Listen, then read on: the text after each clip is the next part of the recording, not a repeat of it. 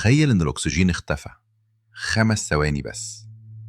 بص، الأكسجين مش بس اللي بيخلينا نعيش، مش مجرد العنصر اللي بنتنفسه إحنا وكل الكائنات، هو الخيط اللي ماسك الكون ده كله.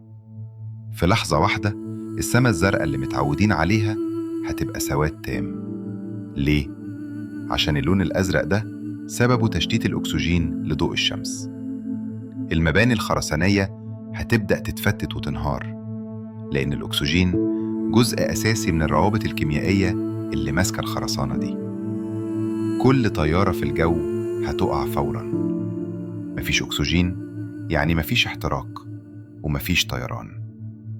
ال5 ثواني دول مش هتلحق تتخنق فيهم لسه، بس جلدك هيبدأ يتحرق، طبقة الأوزون كلها هتختفي في ثانية، وإشعاع الشمس هينزل على الأرض من غير أي فلتر، وكل المحيطات والبحيرات والأنهار هتبدأ تغلي، مش من السخونة، لأ، عشان الضغط الجوي هينزل فجأة أول ما الأكسجين يختفي.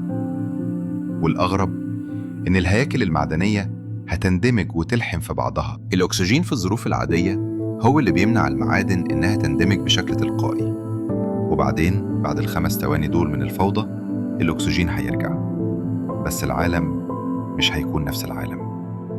آلاف الطيارات هتكون وقعت، مدن كاملة انهارت، الأنظمة البيئية اتدمرت، كل ده في 5 ثواني بس. الأكسجين مش مجرد حياة، الأكسجين هو الأساس اللي الكون كله مبني عليه. إيه أكتر حاجة صدمتك في ال5 ثواني دول؟ وهل كنت عارف إن الأكسجين مهم للدرجة دي؟ شاركنا رأيك في الكومنت، وما تنساش تعمل لايك وشير عشان المعلومة دي توصل لكل الناس.